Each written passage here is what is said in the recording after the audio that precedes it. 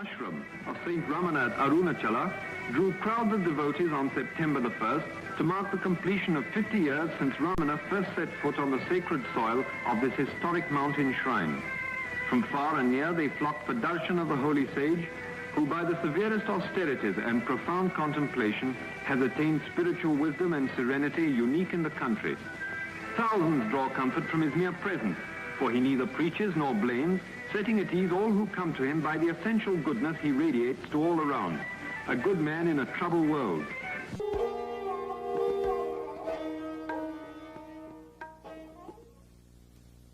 He adhered to a punctual routine, which included going out for a stroll twice a day. At these times he would walk up on the slopes of his beloved Arunachala hill, and if any attachment to anything could be said of him, it was surely an attachment to the hill. He loved it and said it was God himself, the spiritual heart or center of the earth. He seemed to never be so happy as when wandering around its slopes, and once remarked that there was not one spot on the hill where he had not set his foot. He also encouraged devotees to walk around the 8-mile circumference of the hill, as it has been well known from ancient times to be a very potent spiritual exercise. Generally, the Maharshi appeared to be indifferent, a witness to what was going on around him. Nevertheless, he was always aware of what was happening and seemed to be very particular about certain matters. First of all, he insisted that he should be accessible to devotees and visitors at all times, even on the day of his death when he had no strength to even hold his head erect. He asserted that devotees should not be prevented from seeing him. He was also very keen that visitors should be fed immediately upon their arrival, and food should be well cooked and nutritious. He participated and supervised meal preparations for many years. The Maharshi was adamant that no preferences should be given to him in way of food or conveniences. If it is good for me, it must be good for all, he would say when some special food preparation or medicine was offered him. He would then make the attendants distribute the item to everyone present before he would take it himself.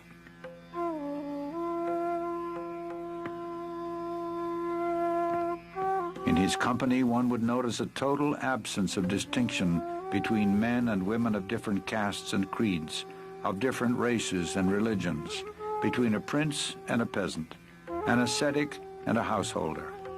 His equality extended far beyond human beings and embraced even plants and animals.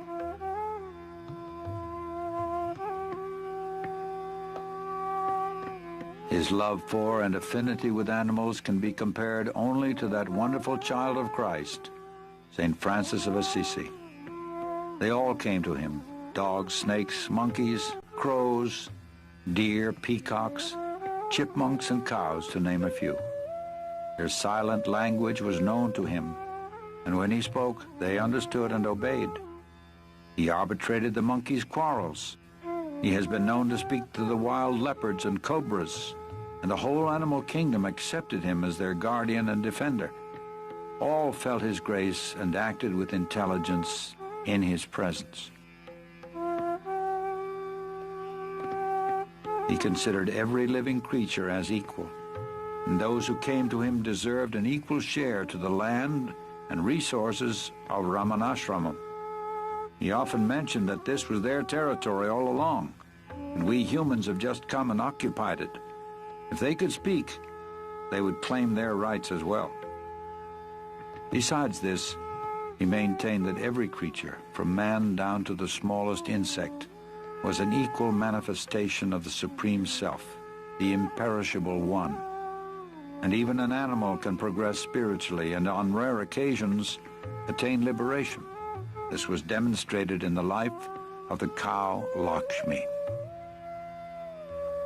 For over 20 years she lived in the ashram and exhibited a rare devotion to Bhagavan and intelligence in all matters. Bhagavan fully reciprocated her gentle devotion, and on her last day, and her end was near, in perfect reality. He often said that the true teaching was in silence, but this does not mean verbal expositions also were not given.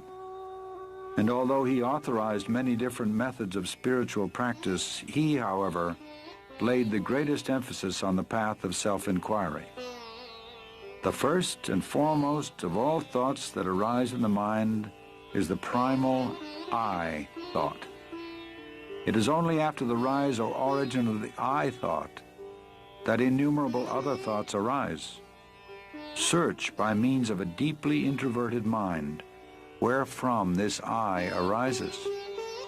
If we go inward questing for the source of the I topples down, and immediately another entity will reveal itself proclaiming I. Even though it also emerges saying I, it does not connote the ego, but the one perfect existence. People of all religions came to him, and he never advised any of them to change their faith or abandon their creeds. He answered all their questions patiently, but in the end brought them round to the self. Know who you are, then all else will be known, he would say. To a question put to him about happiness, he replied, happiness is your real nature. You identify yourself with the body and mind, feel its limitations, and suffer. Realize your true self in order to open the store of unalloyed happiness. That true self is the reality, the supreme truth, which is the self of all the world you now see, the self of all the selves, the one real, the supreme, the eternal self, as distinct from the ego or the bodily idea for the self.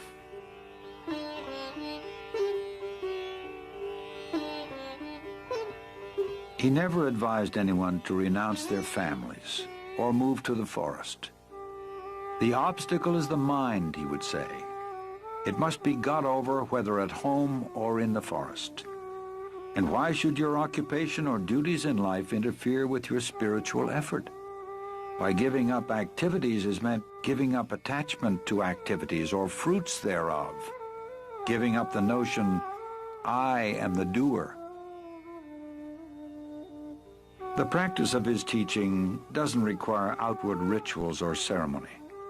It takes one straight to the source of one's own being, which is the source from whence all religions spring and must ultimately resolve. It can be practiced by men and women of all walks of life, regardless of their environment.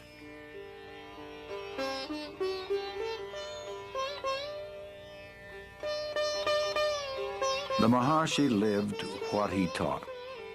In fact, his life was the most perfect demonstration of the supreme state of self-realization.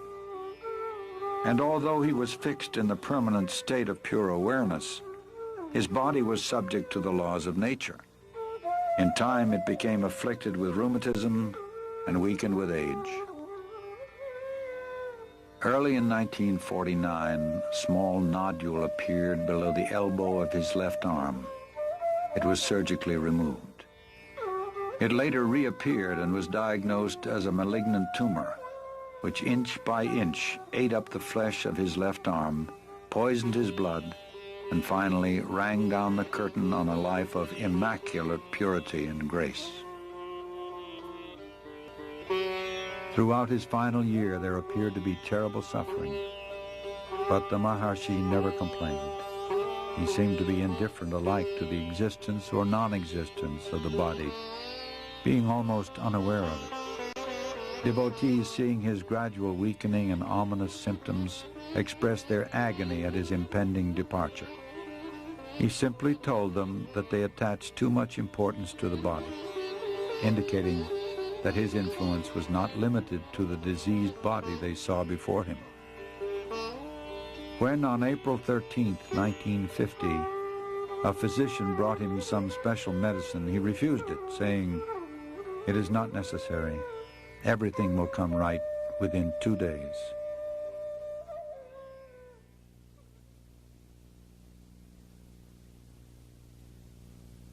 The next day, a long crowd filed past the open doorway. There was no struggle, no spasm, no other sign of death, only that the next breath did not come. At that very moment, an enormous star trailed slowly across the sky and disappeared behind the holy Arunachala hill. Many saw it, even as far away as Madras, and felt what it portended. It was exactly 8:47 p.m., April 14, 1950. Next day, a pit was dug and the body interred with divine honors. The crowd, packed tight, looked on in silent grief.